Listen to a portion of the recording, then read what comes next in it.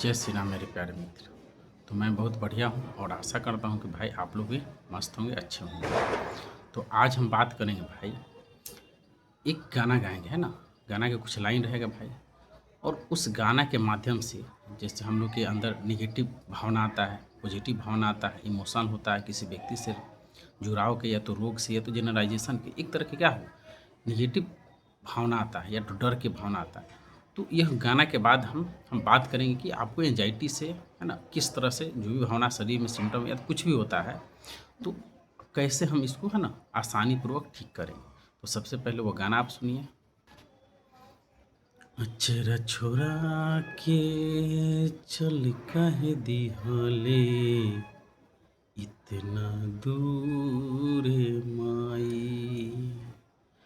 अचरा छुरा के चल कहे दिहले, इतना दूर माई।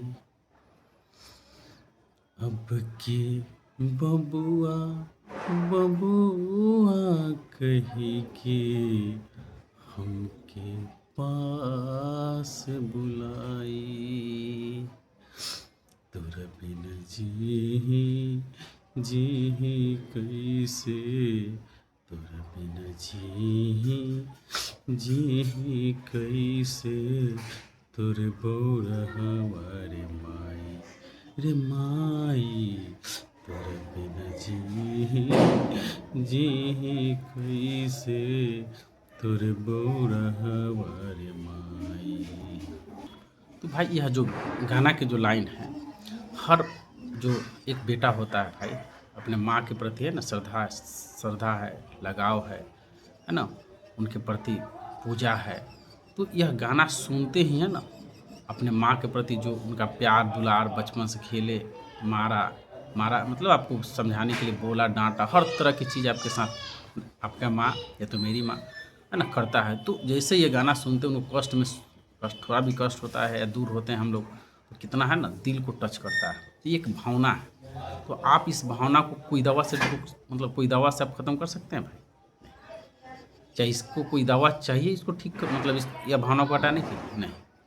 तो मेरा कहने का मतलब यह है भाई, यह विचार को आप दवा से भी रोक नहीं सकते, है ना। आपके अंदर भाई, है ना, लर्निंग से यह भावना आया है। तो मेरा कहने का मतलब है कि जो चीज़ हम लोग सीखते हैं अपने आसपास समाज, है ना, अपने गांव समाज, है ना, जीवन के बढ़ते, है ना, प्रकृति के उतार चढ़ाव, गर्मी सर्दी, हर तरह की सिचुएशन से हम लोग के दिमाग में जो भी इमोशन आता है, विचार आता है, या तो पॉजिटिव हो या तो निगेटिव हो। लेकिन रह गया सवाल कि जब हमें एंजाइटी हो जाता है या जिसको एंजाइटी हो जाता है, तो उस व्यक्ति को, है ना, हर एक जो बात जो है ना, निगेटिव जो है, उसको बुरा लगने लगता है, उससे बचना शुरू करता है, उसको सप्रेस, उसको दबाना, उससे इग्नोर करना शुरू कर देता है। इसके पीछे के रीज़न है भाई, क्योंकि एंजाइटी वाले जो व्यक्ति होते हैं उसके अंदर विश्वास की कमी हो जाता है भाई, है ना। हमेशा माइंड इल्यूजन चलते रहता है, निगेटिव परसेप्शन हो जाता है, माइंड क्या बोलते हैं, मैजिक थॉट उसके दिमाग में होता है, आता है कि मतलब अनरियल को रियल समझना शुरू करता है, और उस पर वो एक्टिंग मतलब एक्ट करना शुरू करता है, रिएक्शन करना शुरू करता है। इसीलिए वह, है ना, एक कल्पना, एक ख्याल, एक विचार को, है ना, रियल मानता है। और रियल मानने की वजह से वह, है ना, अपने घर से कहीं जाता नहीं है ना, वो विचार को भी आने नहीं देता है। थोड़ा भी शरीर में सिम्टम या कहीं कुछ सुन लिया, है ना, देख भी लिया, तो वो उसका एंजाइटी उखड़ जाता है, हार्ट भी तेज, पसीना, धड़कन, चक्कर आना, है ना, हमेशा उसका दिमाग स्ट्रेस में, तो भारी रहता है, सिर भारी रहता है, या तो दर्द भी करता है।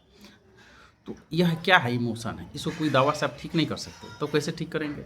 तो देखिए भाई, इसके लिए आपको सही समझ होना चाहिए, है ना। कोई भी बात है उसको हम कैसे ठीक करेंगे, सही समझ होना चाहिए। अगर शरीर कमज़ोर है, ठीक है, मान लीजिए कि आप दिन भर नहीं खाते हैं, समझने के लिए आप फास्टिंग हो, उपवास है, तो बताइए दिन भर नहीं खाते हो तो कैसा हो जाता है शरीर, शाम तक पूरा अंदर से, है ना, आपको कमजोरी जैसा फील होता है, चक्कर जैसा होता है कि ना भाई। तो अगर मेरा यह चक्कर जैसा जो शरीर में कमजोरी है उसको कैसे ठीक करेंगे? तो खाना अच्छा खाना होगा, है ना। तो उसी तरह से एंजाइटी में सोचिए कि एंजाइटी वाला व्यक्ति, है ना, खाता ढंग से नहीं है, खइबो करता है तेज़ी में खाता है जिससे गैस बनता है। तो इसी तरह से लंबा दिन से प्रोसेस से, है ना, चल रहा है, तो उसका शरीर, है ना, सुकुमार कमज़ोर हो गया। तो हम बोलते हैं भाई खाना पीन, हरा सब्जी और फल फूल खाओ, घर के भोजन चबा कर खाओ, पानी को, है ना, सही मात्रा में, है ना, जो होता है ना 10-12 गिलास आप पियो। उसके बाद हो गया भाई सांस जो है ना, कभी भी एंजाइटी घबराहट हो तो नाक से सांस लीजिए। और फिजिकल एक्सरसाइज इसलिए करने के लिए बोलते हैं भाई हम कि आप सुकुमार हो गया शरीर है ना, जब फिजिकल वर्क करते, पसीना निकालते, मेडिटेशन, डीप ब्रीथिंग है ना, ये सब करते हैं तो जो भी सांस वाला है जो माइंड को ठीक करता है। और फिजिकल एक्सरसाइज करते तो बॉडी क्या होता है, पसीना के माध्यम से आप है ना कंफर्टेबल हो जाता है।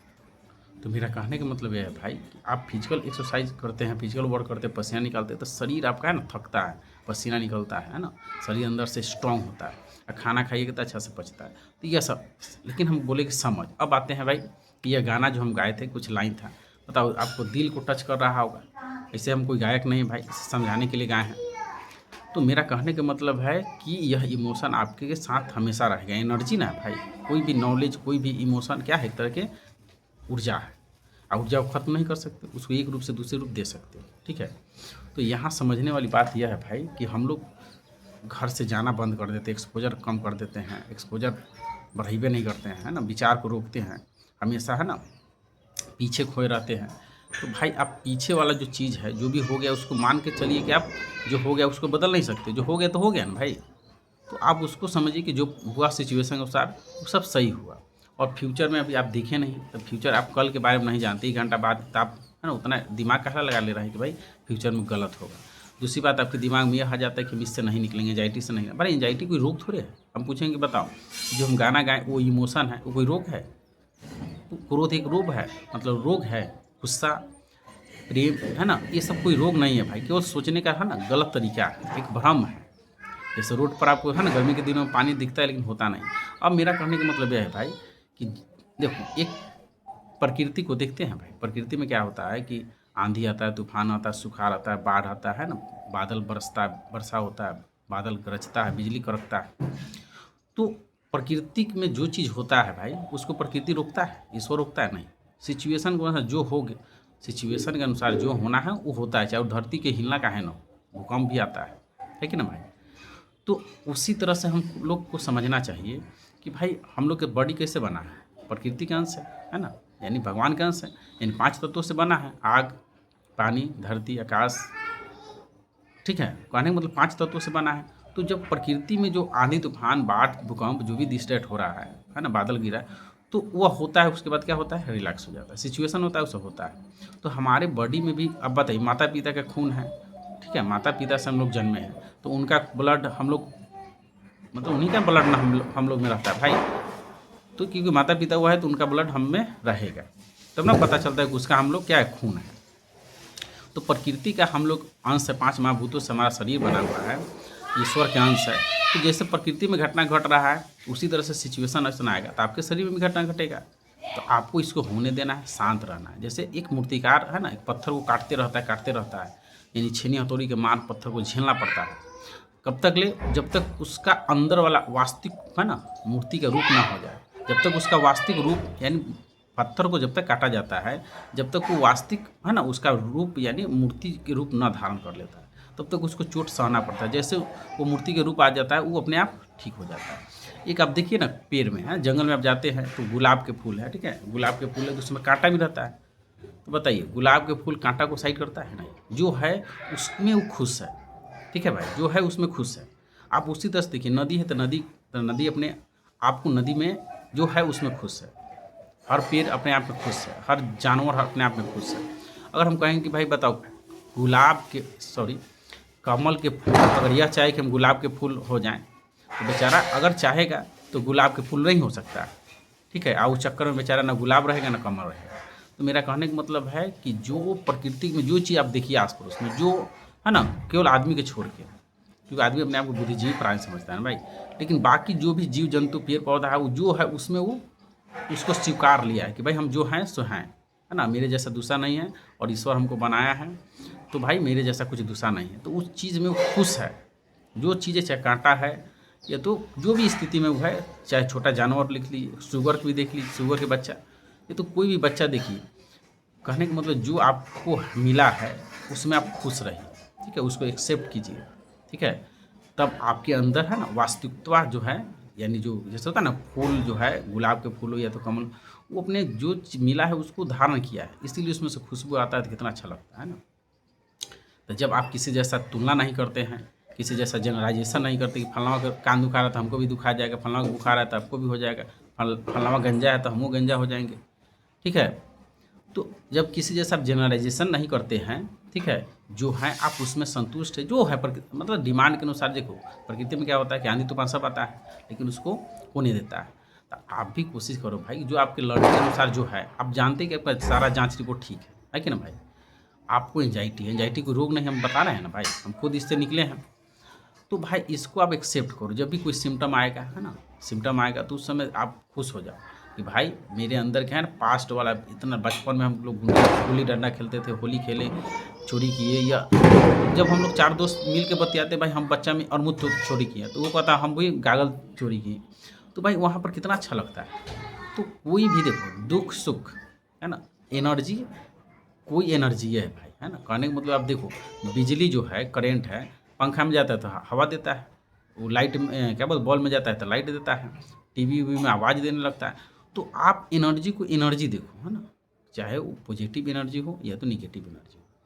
तो मेरा कहने का मतलब यह है भाई, जब आपके अंदर कोई सिम्टम आता है या किसी जैसे जनरलाइज करते हो तो आपको लगता है कि हो जाएगा, लेकिन ऐसा हुआ है आज तक नहीं हुआ है। तो जब भी इस तरह के सिम्टम आएगा उस समय शांत रहना है, ठीक है, लंबा डीप ब्रीथिंग करो और उस अवस्था को है ना भगवान के प्रसादी मानकर, है ना, एक्सेप्ट करो, स्वीकार करो, है ना, होने दो। ठीक है, उससे आपको कोई नुकसान होने वाला नहीं है जब आपका जांच रिपोर्ट ठीक है। तो भाई आपको, है ना, जो गुस्सा आता है, जो इमोशन आता है, जो डर के भावना है, वो क्यों है बताओ। जो मूर्ति था, छेनी हथौड़ी के मार से क्यों चोट लग रहा था, क्योंकि उसका असली रूप, है ना, लाना था। प्रकृति जो था, मूर्तिकार जो असली उसको रूप देना चाहता था।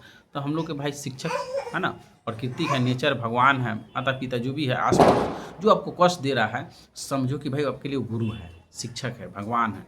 जैसे मूर्ति जो काट रहा था, है ना, मूर्तिकार, तो उसका असली रूप दिया ना, और जैसे उसका असली रूप आया मूर्ति काटना छोड़ दिया। तो ये सब चोट वूट उसको सह हो, है ना, सोचो कि भाई चलो हमको इतना लोग हमको गुरु है, इतना लोग हमको सिखा रहा है, बस शांत रहो, कुछ गलत चीज़ से मत जोड़ो उसको, है ना। आपको दिमाग लगाओ कि भाई मैं ठीक हूँ, स्वस्थ हूँ, मेरा सब जांच रिपोर्ट सही है। बस ये लोग हमको सिखाने का प्रयास कर, जैसे एक बच्चा को टीचर है ना मार मार के सिखाता है, बोल बोल के सिखाता है, माँ अपने बेटे को, है ना, प्यार से डांटती है, मारती है, हर चीज़ करती है। तो उसी समझो कि हर आदमी आपको सिखा रहा है ना, कोई आदमी आपके लिए दुश्मन नहीं है, सब आपको सिखा रहा है तो आपके लिए दोस्त है, भगवान है ना। जब आप अंदर से किसी चीज़ को गलत नहीं मानते हो, है ना, हर चीज़ को एक्सेप्ट करते हो, एक्सपोजर बढ़ा देते हो, हर जगह जाना शुरू कर देते हो, ठीक है, और अपने आप को किसी गलत चीज़ से नहीं जोड़ते हो, तो भाई एकाएक ये सब चीज़ सिम्टम आना बंद हो जाता है। जैसे मूर्तिकार जब मार रहा था तब तक, जब तक वो मूर्ति नहीं है। जब आप डरना छोड़ देते हो, हर चीज़ को एक्सेप्ट करते हो, प्रकृति जैसा एक्सेप्ट करता है, क्योंकि प्रकृति का अंश है। जैसे खून है माता पिता का, तो भाई मेरे में तो रहेगा ना, तो वह घटना होगा। कांटा है तो कांटा के साथ फुल एक्सेप्ट किया, तो आप जो हैं उसको साथ एक्सेप्ट करो। कोई चीज़ को गलत मत बताओ कि हम गलत है। जो नॉर्मल लाइफ जीते हैं लोग, उस तरह से आज से जीना शुरू करिए, ठीक है। और बस माता रानी का नाम लीजिए, और एक काम जरूर कर लो भाई, मेरे चैनल को क्या बोलते हैं उसको, सब्सक्राइब और शेयर कर दो, ठीक है। और अपना सुझाव कमेंट में दे सकते हैं। जय हिंद, जय भारत।